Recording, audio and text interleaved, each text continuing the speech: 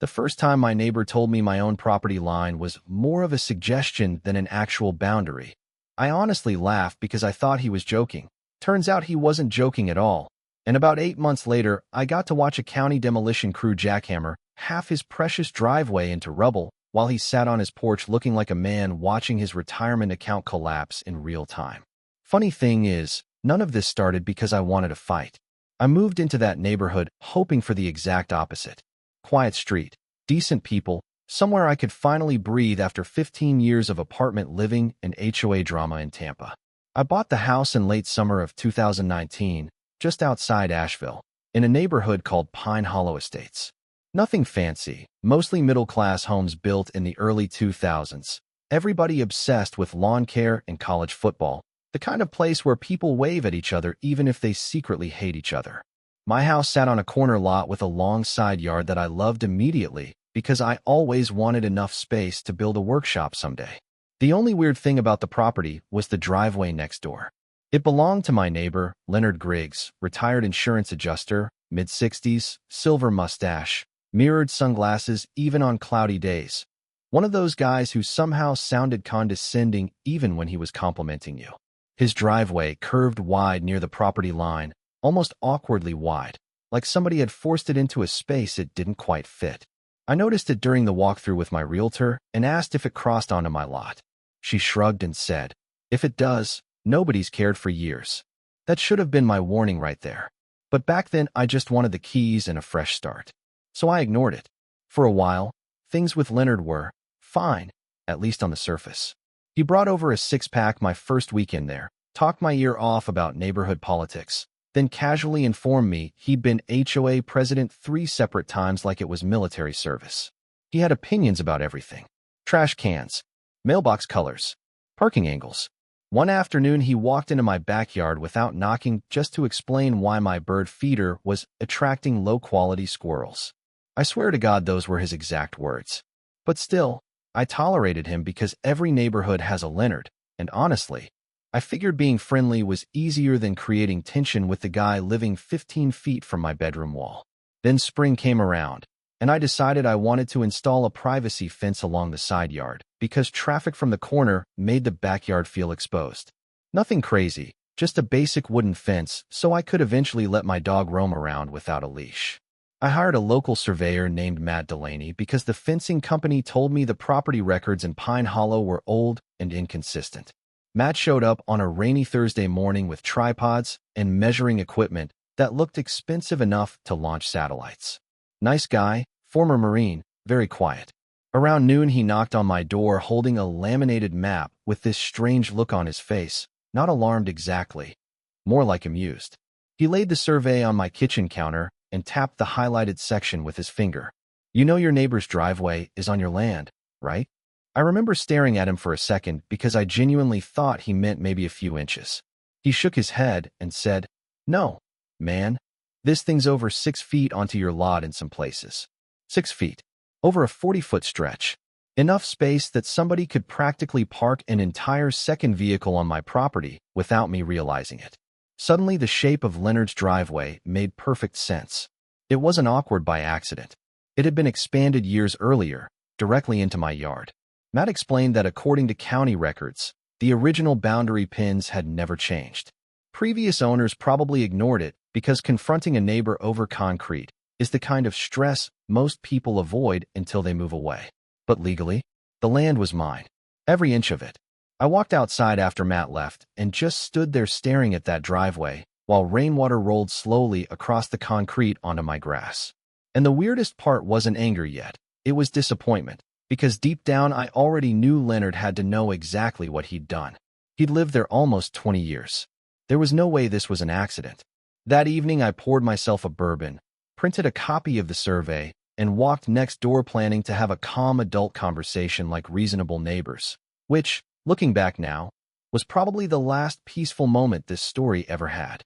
Leonard answered the door wearing loafers, khaki shorts, and that same smug half-smile he always had, like life was one long customer service complaint he intended to win.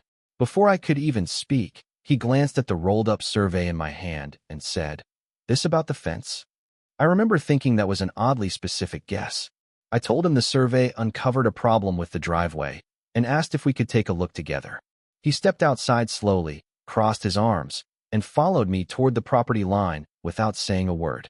The air still smelled like rain and wet asphalt, and for a second I honestly thought maybe this was going to end with a handshake and a contractor estimate. Matt's markers were still in the ground, little orange flags cutting straight through the edge of Leonard's concrete. I showed him the measurements and explained what the surveyor found. Leonard leaned down, picked one of the flags out of the dirt, and tossed it into my yard like it offended him personally. Then he said something I'll never forget. "Those pins have been wrong for years." Not "that can't be right." Not confusion. Not surprise. He said it like a man who'd rehearsed the sentence already. I asked him what he meant, and he shrugged. Previous owner never had a problem with it. I told him I wasn't the previous owner. He stared at me for a long moment, then smiled a little and said, "Well, you're going to learn how things work around here." That was the exact moment the whole thing changed. It stopped being about concrete and property lines. Suddenly it became about territory, ego, control. I tried to stay calm anyway. I told him I wasn't looking for trouble. I just wanted to figure out a fair solution before the fence went in. Maybe he could cut the driveway back or work out some easement agreement. Something reasonable. Leonard laughed under his breath and said, "Son, I've lived here longer than you've owned a lawn mower." Then he turned around and walked back into his house. Conversation over. The next few weeks got strange fast. Real strange. Cars started parking directly in front of my mailbox overnight. HOA violation notices appeared for stupid things that had never mattered before. One claimed my garbage bins were visible from the street for an excessive amount of time.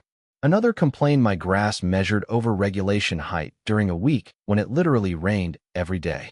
One morning I walked outside and found somebody had moved my fence supply delivery off my driveway and onto the curb. No proof Leonard did it, but come on. Meanwhile, the driveway situation kept eating at me.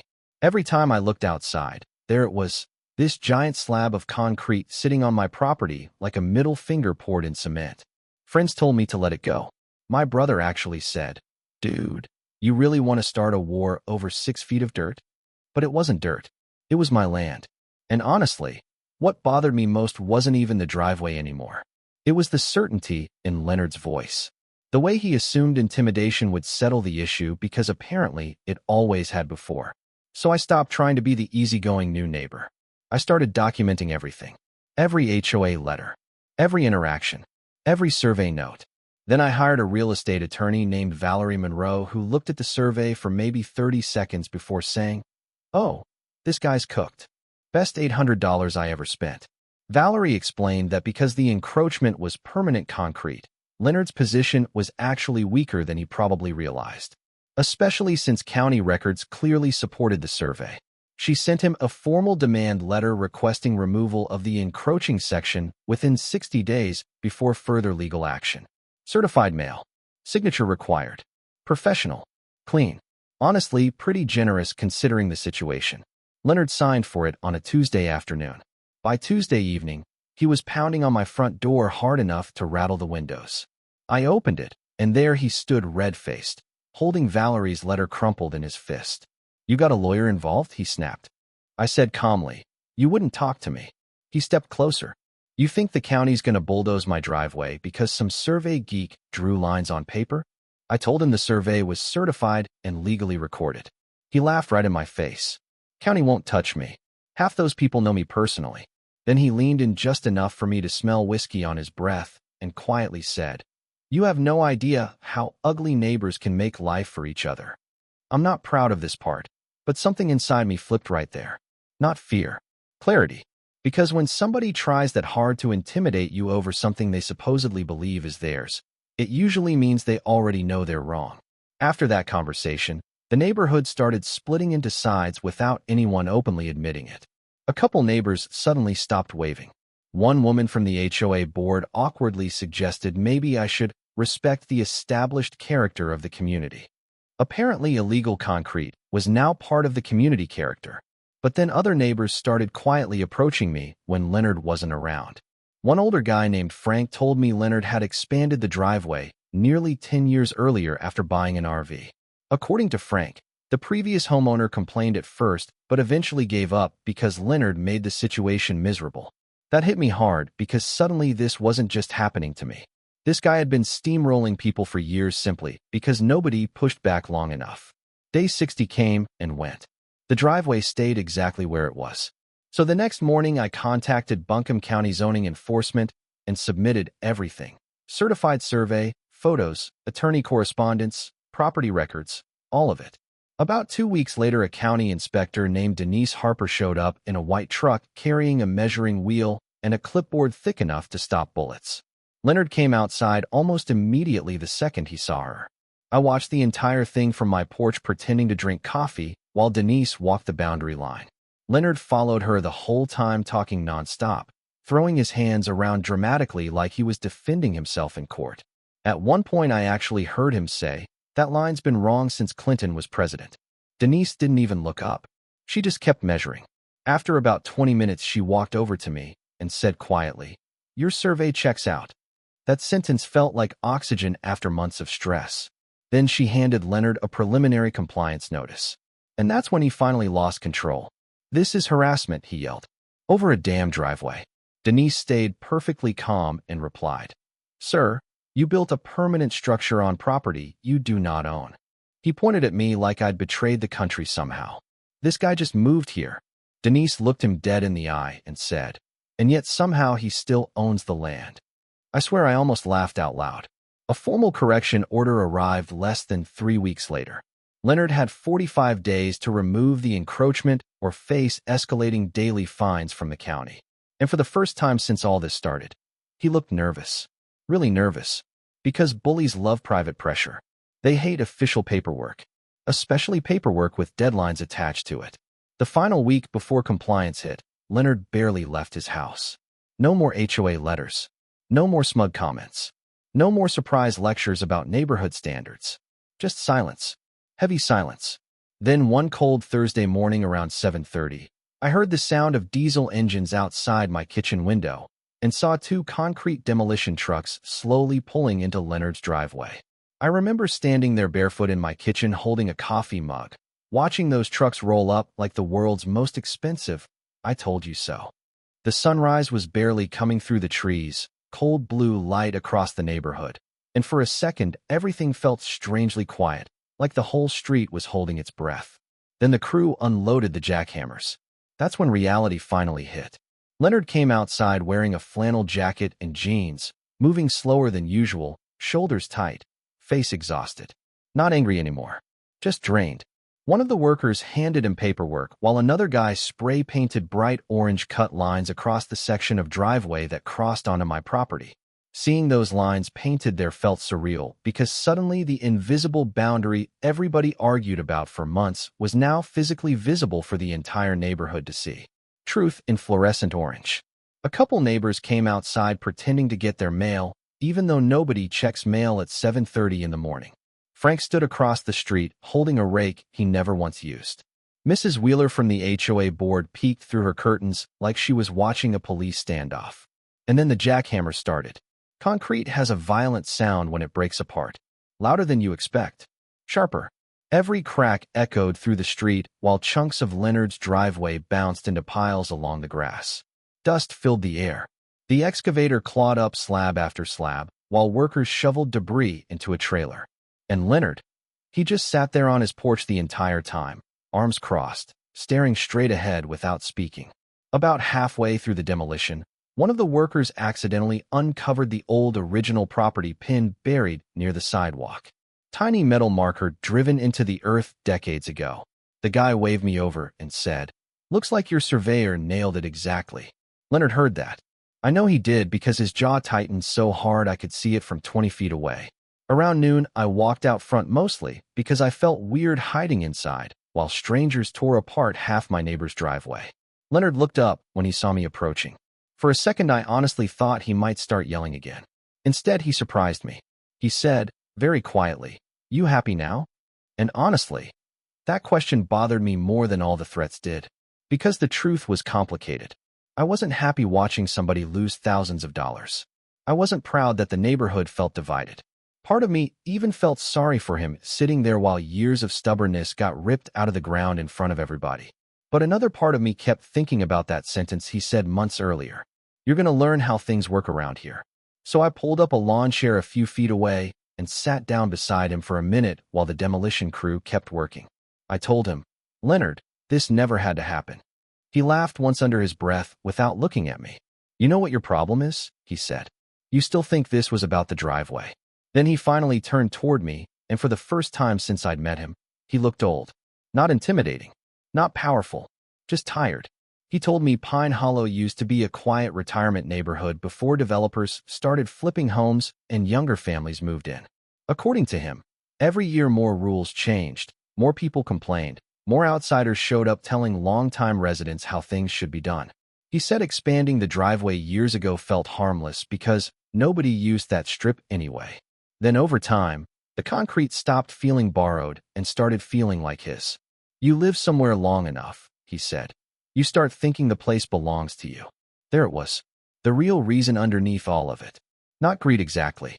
Entitlement mixed with pride. The kind that grows slowly over years until somebody finally challenges it. I asked him why he didn't just work something out with me in the beginning. He stared at the broken concrete for a while before answering. Because if I gave an inch, he said, everybody would know I was wrong. Funny thing about pride. Sometimes people would rather lose everything publicly than admit one mistake privately. By late afternoon, the encroaching section was completely gone. The driveway looked uneven and awkward now, chopped back several feet from the property line like somebody had taken a bite out of it. But it was legal, accurate, final. The crew packed up around 5.